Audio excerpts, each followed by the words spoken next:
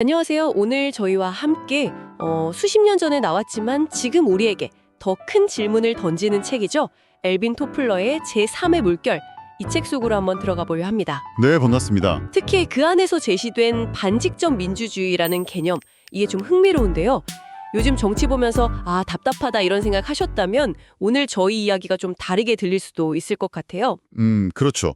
시혜성이 있는 주제라고 생각합니다. 저희는 제3의 물결과 반직접 민주주의라는 글의 발췌문을 좀 보면서 이야기를 나눠보겠습니다. 네, 제3의 물결, 이 책이 1980년에 나왔고 한국에는 80년대 후반에 소개돼서 당시 지식인 사회에 정말 큰 영향을 미쳤잖아요. 네, 맞아요. 파장이 컸죠. 인류 문명을 농업혁명, 그러니까 제1의 물결, 그리고 산업혁명, 제2의 물결, 마지막으로 정보화혁명, 이걸 제3의 물결로 나누면서 미래 사회를 예측했는데 저도 뭐랄까 요즘처럼 정치에 대한 불신 같은 게 커질 때 이 책을 다시 보게 됐어요. 네. 근데 유독 그 반직접 민주주의 부분이 눈에 확 들어오더라고요. 아, 그러셨군요. 그가 봤던 미래랑 지금 우리 모습 한번 좀 자세히 들여다볼까요? 네, 좋습니다.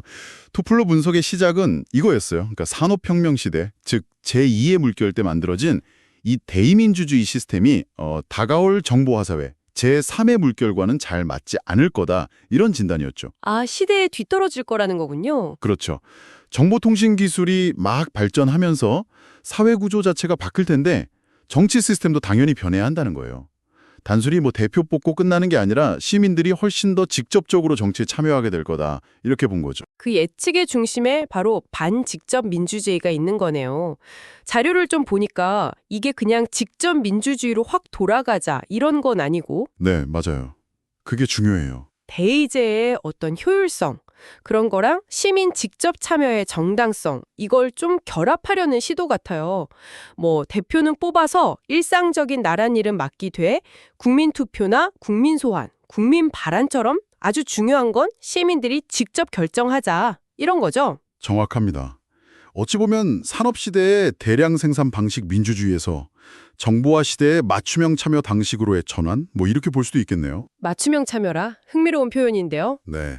토플러는 기술이 발달하면 시민들이 예전과는 비교도 안 될 만큼 많은 정보를 얻고 또 서로 막 소통하면서 의견을 만들 수 있게 될 거라고 봤거든요.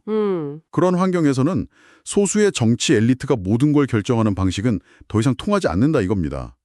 아니, 시민들이 스스로 판단하고 결정할 능력이 커지는데 정치는 왜 계속 간접적인 방식에만 머물러 있냐? 이런 근본적인 질문을 던진 거죠. 이걸 그는 시민 권력의 부상이라고 표현했고요. 와, 듣고 보니까 이게 수십 년 전 예측인데 지금 우리 현실이랑 너무 딱 맞는다는 생각이 드네요. 그렇죠. 우린 이미 스마트폰으로 실시간 정보 다 보고 온라인에서 찬반 토론하고 다 하잖아요. 그런데 정작 정치 시스템은 여전히 몇 년에 한 번 투표하는 거 말고는 시민들이 직접 뭔가 정책 결정에 영향을 주기가 참 어렵게 느껴져요. 이 자료 쓴 분도 바로 그걸 지적하고 있고요. 맞습니다. 현실은 토플러가 그렸던 청사진과는 좀 거리가 있죠. 기술은 정말 눈부시게 발전했는데 정치 시스템은 그 속도를 전혀 못 따라가고 있는 느낌이에요. 오히려 부작용도 있고요. 네.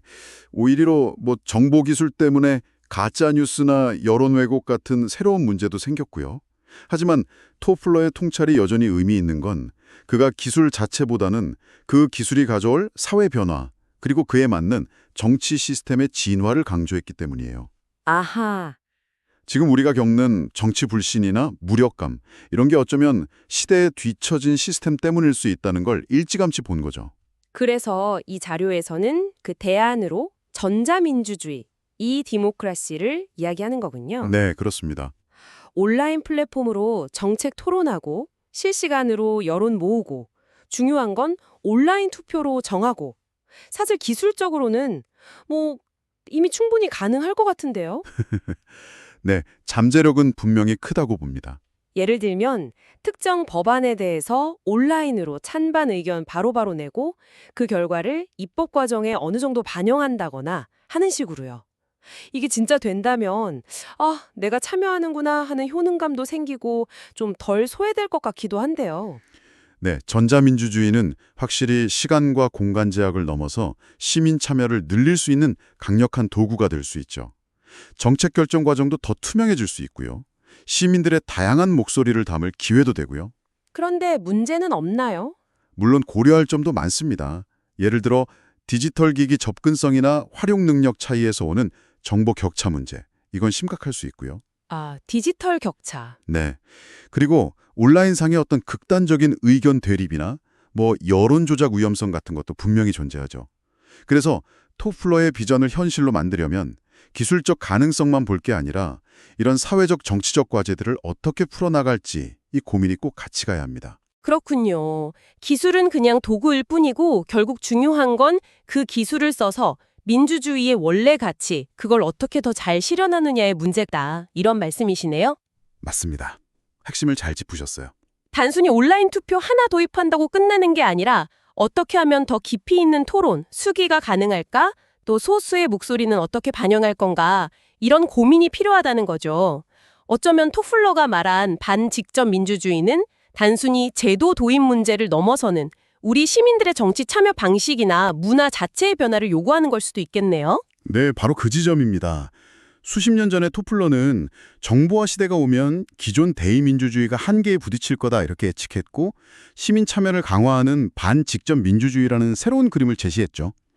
오늘날 전자민주주의라는 기술적 가능성은 그의 비전을 현실로 만들 수도 있겠다는 기대를 주지만 동시에 아까 말씀드린 것처럼 새로운 숙제들도 던져주고 있는 상황입니다. 자, 오늘 저희가 함께 살펴본 엘빈 토플러의 제3의 물결과 반직접 민주주의, 그리고 전자민주주의의 가능성, 이 이야기들이 지금 청취자 여러분께는 어떤 의미로 다가오셨을지 궁금하네요. 혹시 요즘 느끼시는 정치적 답답함에 대한 작은 실마리를 찾으셨을 수도 있고 아니면 또 다른 질문이 생기셨을 수도 있겠습니다. 마지막으로 이런 질문을 한번 던져보고 싶어요. 자료에서도 좀 암시하는 것 같은데 기술적인 토대는 점점 갖춰지고 있는데 왜 시민들의 직접적인 참여를 늘리는 방향으로의 변화는 이렇게 더디게 느껴질까요? 그러게요. 왜일까요? 이게 단순히 기술적인 장벽 때문일까요? 아니면 정치권의 의지가 부족해서일까요? 그것도 아니면 사회적 합의를 이루기가 어려운 우리 현실 때문일까요? 어쩌면 우리가 아직 놓치고 있는 또 다른 이유가 있는 건 아닐지 각자의 자리에서 한 번쯤 생각해 보시는 것도 의미 있지 않을까 싶습니다.